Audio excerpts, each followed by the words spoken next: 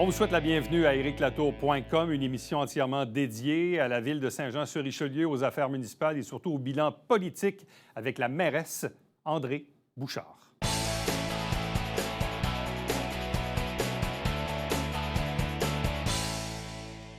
Faisons le bilan de la saison politique en termes d'affaires municipales à Saint-Jean-sur-Richelieu avec la mairesse Andrée Bouchard. Bonjour et bienvenue. Bonjour, Monsieur Latour. On n'est pas encore à la mi-mandat. Non. Mais on s'y approche. Oui, Presque 2 ans. On s'en approche. Quel est le propre bilan que vous tracez vous-même là, de la route que vous avez traversée jusqu'à aujourd'hui?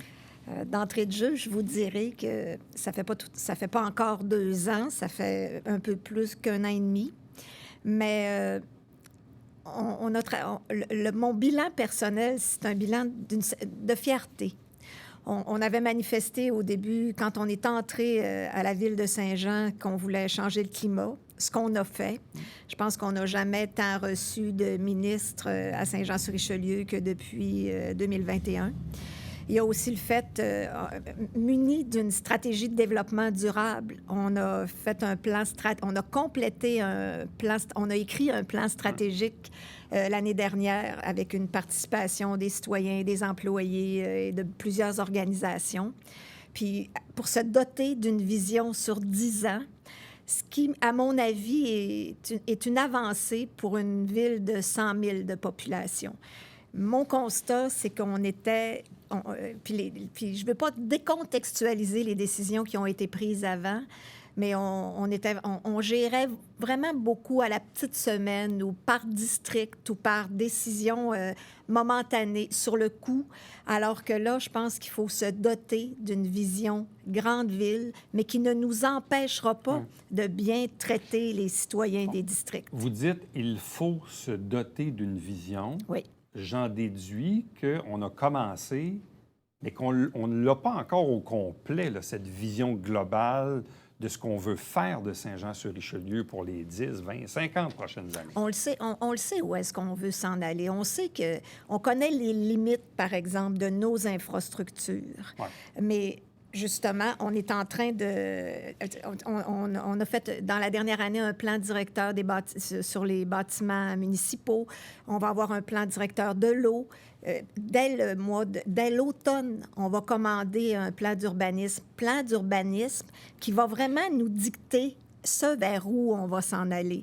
C'est-à-dire qu'il va tenir compte du plan climat, du plan d'action en climat, du plan directeur des pistes cyclables. Alors, c'est vraiment... Moi, je pense que la vision, elle va beaucoup se préciser avec le plan d'urbanisme. Bon, ça coïncide un peu avec ce que votre directeur général, Daniel Dubois, a dit ici en entrevue il y a quelques semaines. Bon, on avait une conversation sur les infrastructures, la vétusté de certains bâtiments municipaux, ou même qu'il y a trop de bâtiments municipaux, sur le maintien des actifs, mais en même temps aussi, bon, on le sait, certains promoteurs, des fois, aimeraient aller un peu plus vite, ont des projets, des fois même se suggèrent de payer les infras pour dire, écoutez, le tuyau, là, on va le payer. Là. Bon, ça paraît simple comme ça, mais votre DG, M. Dubois, ce qu'il nous disait dans l'entrevue, c'est, à ce jour, je n'ai pas encore toute la vision du nouveau conseil. Autrement dit, on sait un peu où est-ce qu'on s'en va. On a un plan d'urbanisme qui s'en vient d'ici la fin de l'année. Et là, on aura vraiment une vision claire de la volonté du conseil. Mais à ce jour, ce que votre DG nous disait, c'est je ne l'ai pas encore, cette vision-là. On est rendu où dans cette construction de la vision d'avenir de la ville? Bien, évidemment qu'on veut avoir une ville plus moderne.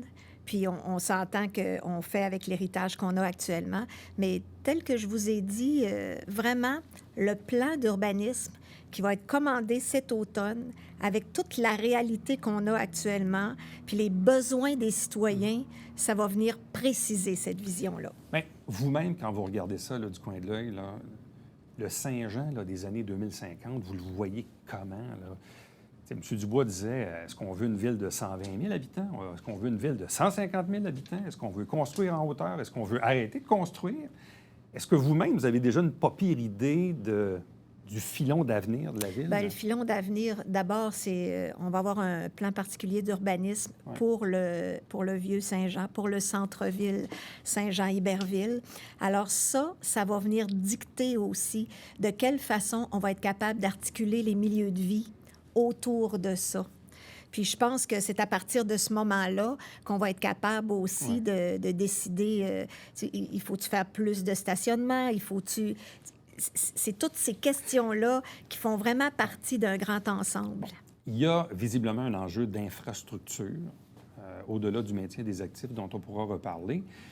Mais moi, ce que j'entends, c'est que, oui, notre usine de filtration ou notre usine d'épuration avec les stations de pompage, c'est bien, mais ça a une limite, cette affaire-là. Autrement dit, je lance un chiffre, si on dit, OK, à Saint-Jean, il reste peut-être de la place pour construire, je dis pour moi, 2000 maisons, bien après ça, on est à côté. Là. Je veux dire, les tuyaux ne peuvent pas en prendre plus. Là. Est-ce qu'on arrive un peu vers comment je dirais, un peu la fin du potentiel de développement de la ville dans son modèle actuel avec les infras que nous avons?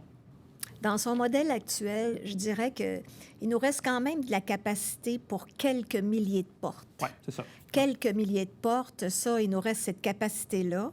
Puis c'est vraiment avec un plan directeur dont on va se doter, un plan directeur de l'eau aussi, qui va venir nous dire exactement quand est-ce qu'on va être obligé d'augmenter la station de pompage. Actuellement, on n'est pas inquiet. On n'est pas du tout inquiet. Il y a encore de la capacité. On en a de la capacité. Mais il ne faut pas se rendre là. Mais il faut pas se rendre là. Puis c'est dans l'objectif de ne pas se rendre là qu'on est en train, justement, de se doter d'un grand plan. Parce que là, bon, il reste probablement un peu de capacité du côté d'Iberville. Il y a encore quelques terrains du côté de Saint-Luc. Pendant ce temps-là, il y a nos amis du nord d'Iberville, Chemin des Patriotes, qui veulent encore de l'eau potable. Donc, on parle de développer d'un côté, mais ceux qui sont déjà là, je prends leur exemple parce qu'ils viennent à toutes les 2 semaines au conseil de ville ou presque. Petite parenthèse, est-ce qu'on a du nouveau là-dedans ou on est rendu à quelle étape? On n'a pas de nouveau encore au sujet de ce dossier-là. Bon, parce que c'est ça. On a des gens qui veulent de l'eau potable. Puis on s'entend que la cause de ça, c'est aussi l'étalement urbain, là. Mm-hmm. Alors, c'est aussi de ça qu'il faut se sensibiliser. Faut pas reproduire des décisions qu'on a prises, là. Bon, parlant d'étalement urbain ou de développement ou de vision d'avenir, bon, je sais que vous poursuivez au maximum la consultation sur l'avenir du secteur Bergère des Échevins, donc l'ancien golfe de la mairie, l'actuel golfe des Légendes et tout le pourtour de ça. Il y aura 2 scénarios de présenter au public l'automne prochain. Il y en a beaucoup qui se questionnent à savoir pourquoi vous voulez vraiment aller jusqu'au bout de cette affaire-là, alors qu'on a déjà eu un sondage qui nous dit en gros que le monde ne veut pas de développement là, mais ce qu'ils veulent surtout, c'est impact nature. Pourquoi aller encore plus loin que ça dans la consultation? D'abord, c'est important pour nous de vider la question. Si tant est que ça peut être vidé, là, parce que oui, il y a une part importante de la population qui parle d'un parc, qui parle de zéro développement et tout ça, mais il y a aussi une part importante des citoyens qui ont besoin d'écoles, d'infrastructures sportives, de garderies. Alors, c'est aussi c'est en ces termes-là qu'il faut s'interroger. Puis je pense qu'avec les ateliers qu'on a tenus cet hiver, même les gens qui me reprochaient de ne pas avoir offert le statu quo comprenaient que le statu quo était impossible aussi dans les conditions actuelles. Mais pour vous, il y a encore, comment je dirais, il y a encore d'autres morceaux à aller chercher là-dedans. Pour vous, c'est pas... Il vous manque encore des petits bouts pour faire votre lit là-dessus? Pour nous, là, c'est important d'avoir de la matière sur laquelle discuter. Moi, c'est comme si j'avais espoir qu'on allait offrir quelque chose de beau. Puis si, en bout d'exercice, bien, c'est zéro développement, bien, on sera au moins maître de tout le processus qu'on aura suivi. Bon. Est-ce qu'ultimement, la finalité de tout ça, ça va vous donner un levier de négociation avec M. Morin et ses acolytes au Golfe Les Légendes, avec la famille Baillargeon, qui est propriétaire des terrains du golfe de la mairie? Est-ce que pour vous, dans le fond, une fois que vous allez avoir le topo, là, ça va vous donner un levier de négociation avec ces propriétaires-là?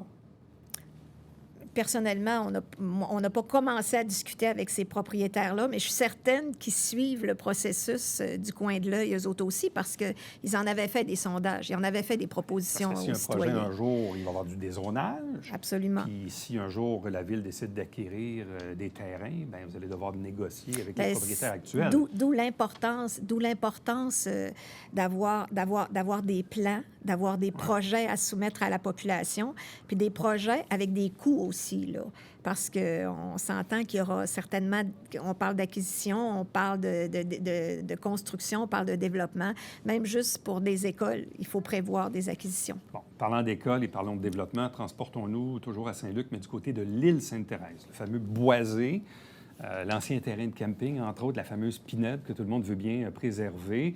D'ailleurs, on apprenait vendredi dernier que le Centre de services scolaires a reçu confirmation de la part de Québec pour la construction d'une nouvelle école qu'on souhaite voir s'établir à l'île Sainte-Thérèse, sauf qu'en date d'aujourd'hui, à moins que vous me dites le contraire, la ville n'est pas propriétaire du terrain au milieu de l'île. D'entrée de jeu, je vous dirais que c'est une excellente nouvelle d'avoir oui, une école, puis les écoles du 21e siècle. Mais ça prend un terrain. Oui, absolument, c'est des milieux de vie. Mais en date de maintenant, nous, Ville de Saint-Jean-sur-Richelieu, on n'a aucun terrain sur l'île Sainte-Thérèse, mais on est quand même en train de regarder différentes possibilités pour avoir un terrain optimal pour une école, puis évidemment une belle école verte, parce que dans ce milieu-là, ce serait vraiment, c'est ça qu'il faut offrir à ces citoyens-là. Êtes-vous en négociation avec le propriétaire du terrain? On n'est pas en négociation avec le propriétaire de terrain, non.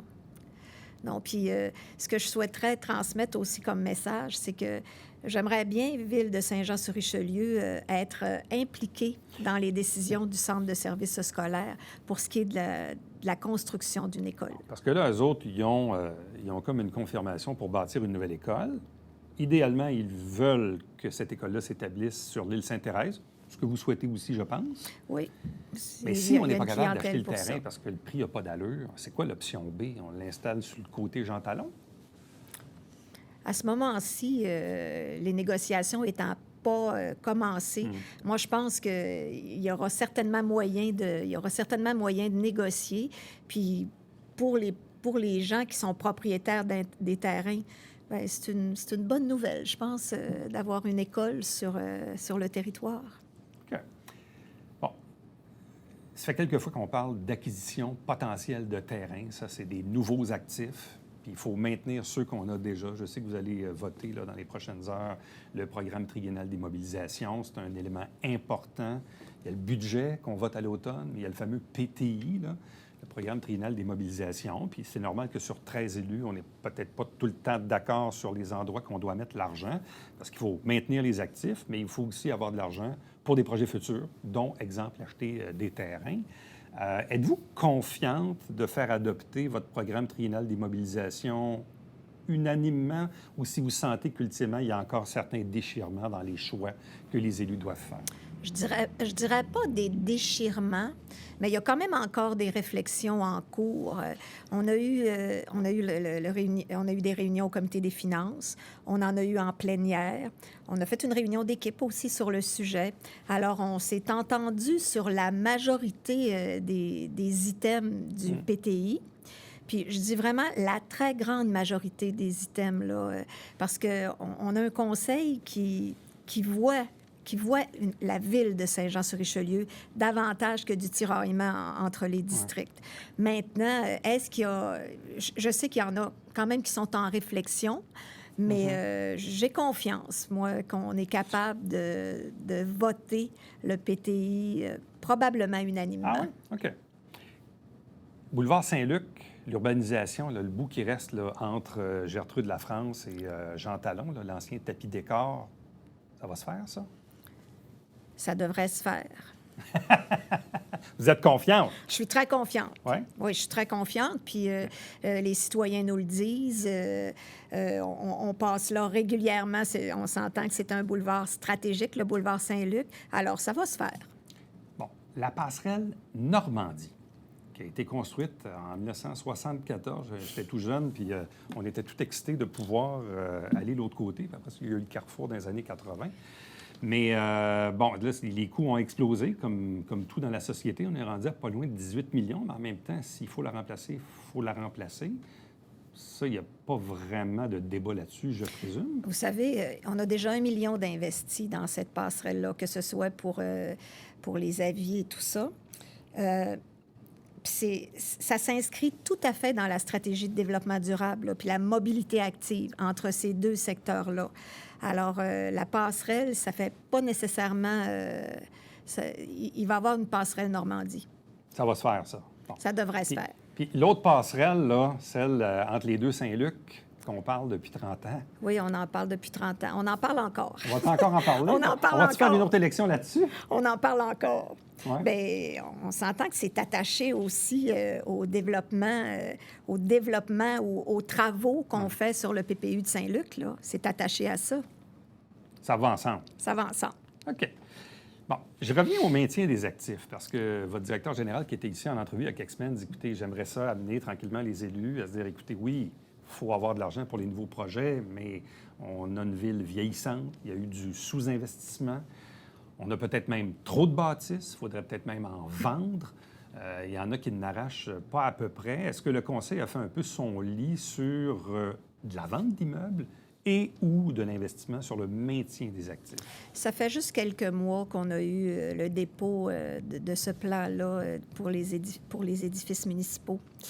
Et on est tout à fait conscient que 135, c'est trop. Il y en a qui sont dans un piteux état. Il y en a qui ne remplissent pas les besoins qu'ils devraient remplir. Il y en a évidemment. Puis on a quand même aussi le devoir d'installer nos employés dans des édifices sains et sécuritaires. Alors, on parle ici du dossier du complexe municipal. C'est un dossier qui chemine bien, puis qui... en conclusion, pourrait faire en sorte que, oui, il y aurait des édifices, des terrains dont on pourrait se départir, puis qui viendraient diminuer le prix d'un complexe municipal. Alors, on est en train de travailler là-dessus. Parce qu'on n'est pas la seule ville vieillissante au Québec, on s'entend. On a tous été construits au même rythme ou à peu près. Je regardais dans le top 10 là, des plus grosses villes au Québec, il y en a même certaines, dont le fameux PTI, là, le programme triennal des mobilisations. Il y a certaines villes qui mettent jusqu'à 90-95 % uniquement dans le maintien des actifs. C'est un peu ça. Je veux dire, il y a tellement d'actifs qu'ils sont vieillissants, puis il faut les entretenir. Mais nous, la façon dont on a travaillé le PTI, c'est surtout d'essayer de maintenir un équilibre entre les actifs qu'on a puis les projets qu'on veut avoir. C'est dans ces termes-là qu'on a travaillé le PTI. Bon, autre projet, petite mise à jour. Bon, entre autres, là, dans le maintien des actifs, on sait que l'aréna municipale, boulevard Gouin, là, fait qu'il y a un problème mécanique en plus au printemps. Bon, on le sait, il y a le fameux projet du junior major, qui n'est pas mort pour le moment. Bien, moi, tant que j'entends parler dans les journaux de l'éventuel transfert d'une ligue sur la rive sud de Montréal, c'est toujours Saint-Jean qui est Donc, nommé. pour vous, Alors, pour c'est moi, encore là. c'est encore Il là. n'y a pas eu de vote au bureau des Il n'y a pas eu de gouverneurs, vote. donc pour vous, le projet est toujours en vie. Oui, puis Saint-Jean-sur-Richelieu, nous, on a fait en sorte de démontrer notre intérêt, puis on a tout fait ce qui pouvait être de notre côté pour convaincre les gens qu'on était sérieux. Mais je présume que vous attendez un peu après ça pour savoir ce que vous allez faire de l'aréna, parce que tant que... Bon, oui, on attend un peu après ça, mais on sait qu'on va être obligé, nos citoyens ont besoin d'au moins une glace, là. Alors, on regarde ça du coin de l'œil, mais on s'entend qu'on a prévu quand même des travaux à l'aréna. Bon, c'est un sujet qui est un peu connexe. Bon, Saint-Jean est une ville qui n'est pas très endettée, contrairement à d'autres villes au Québec. On l'a dit tantôt, il y a eu du sous-investissement au niveau des infrastructures, puis là, bien, il faut maintenir ce qu'on a, puis en plus, on a des projets. Ma question, est-ce que vous pensez que Saint-Jean a de la marge de manœuvre pour peut-être, oui, augmenter un peu notre niveau d'endettement pour faire du rattrapage? Est-ce qu'on doit aller vers ça? Je l'ai déjà dit à votre micro. Le fait qu'on ait un bas taux de dette, moi, ce que ça me fait dire, c'est qu'il y a des choses qu'on n'a pas faites. Il y a des travaux qu'on n'a pas faits. Il y a des projets qu'on n'a pas eus. Alors, la réponse est oui. On va certainement aller améliorer notre score de ce côté-là, justement pour être capable de réaliser ce qu'on a à réaliser. Bon, parlant de projets futurs, il y en a qui me vient en tête, c'est l'église Saint-Gérard. On sait que la partie ancienne église n'est toujours pas comblée. On a entendu toutes sortes de projets potentiels, bibliothèques ou d'autres choses, ou centres communautaires. Avez-vous avancé là-dessus avec le propriétaire? Actuellement, on est encore à l'étape des discussions. Alors, c'est pas avancé. Depuis l'hiver, c'est pas avancé. Bon. Autre dossier qui est super intéressant, il y a quelques jours, je recevais votre chef de division transport. Parce que le transport, on le sait, il y a encore des gens qui travaillent à Montréal, il y a encore des gens qui utilisent la 96, mais beaucoup moins qu'avant. On est post-pandémie. Le télétravail a fait son œuvre. Il y a le REM qui va finir par être opérationnel. Que va faire la ville de Saint-Jean pour l'avenir de la 96? Là, je comprends qu'on va baisser un peu de 14 départs, parce qu'il y a moins de monde qui prennent l'autobus. Mais ultimement, il y a un REM là, qui va être opérationnel dans pas long. Là. Qu'est-ce que la ville de Saint-Jean va faire là-dessus? C'est certain que quand le REM sera en fonction, on va analyser, ça va être quoi le comportement de nos citoyens. Est-ce que nos citoyens vont partir en auto, aller se stationner à Brossard, ou est-ce qu'il faudra organiser un transport collectif pour les amener à Brossard? Quand ça va arriver, on va être obligé de l'analyser.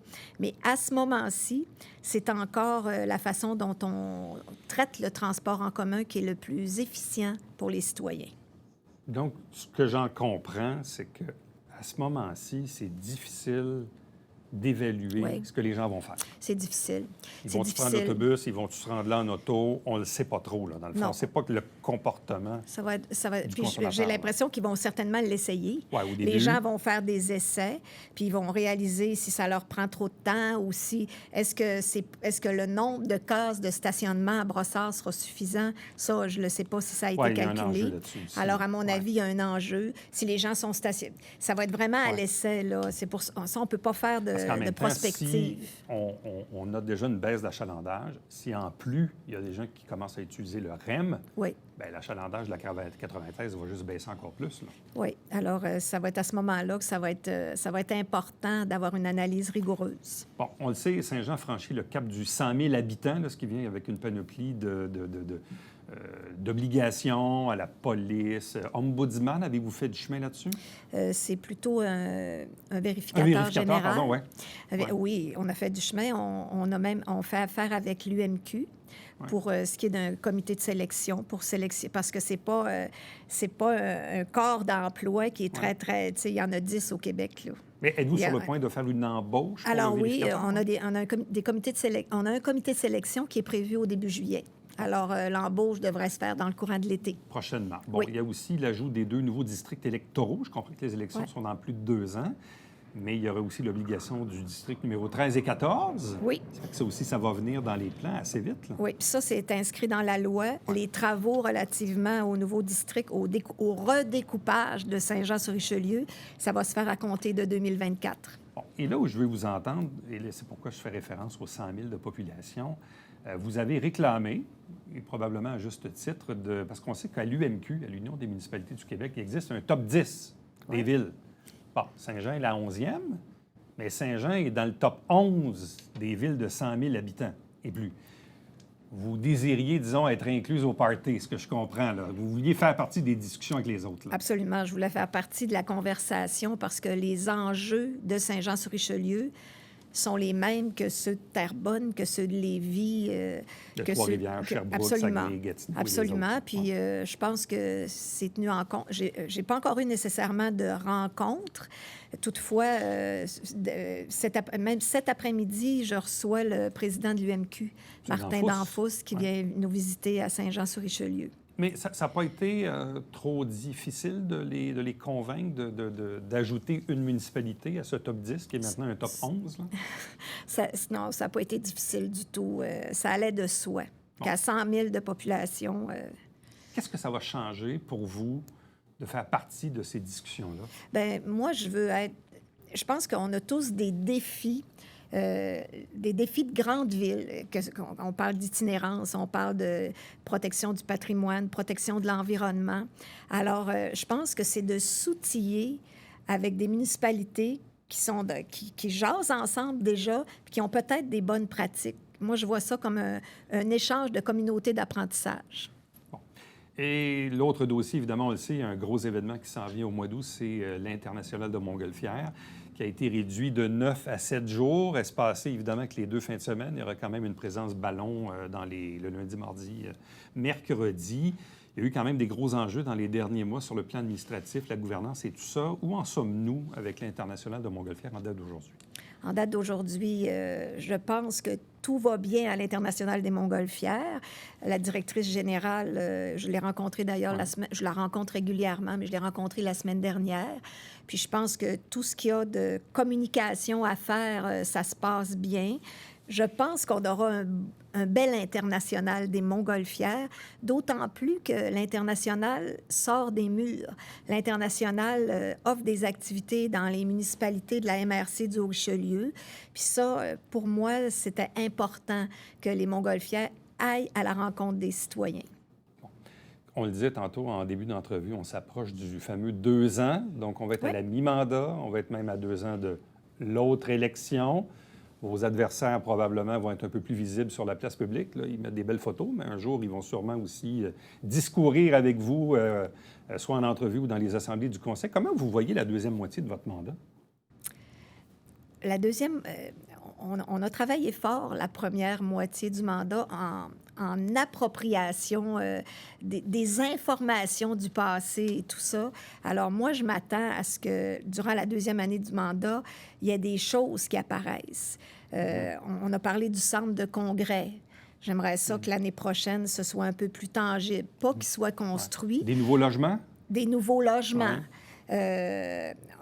On va déposer bientôt une espèce de plan de densification, c'est-à-dire où est-ce que c'est possible de densifier. Alors, je m'attends à ce qu'il y ait des constructions.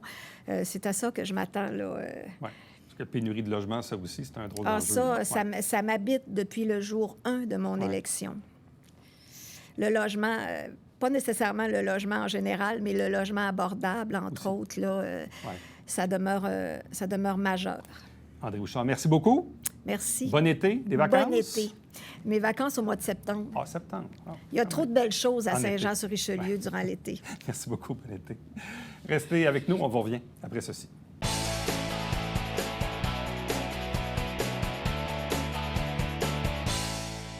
Petite communication d'intérêt public concernant les écocentres, parce que là, on tombe dans la période estivale, donc faire attention.